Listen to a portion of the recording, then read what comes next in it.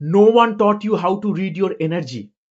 You were taught to read clocks, calendars, deadlines, but not signals.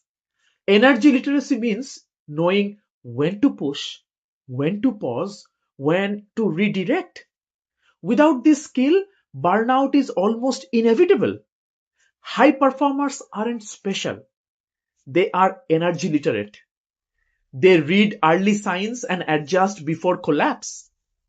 This is a learnable skill, and it's the foundation of long term health, clarity, and impact. If you want to build this skill without changing your entire life, I am hosting a free masterclass, Engineer Your Energy, End Burnout by installing the Vitality Sattva OS operating system. Link is in my bio. Energy literacy is the new leadership skill.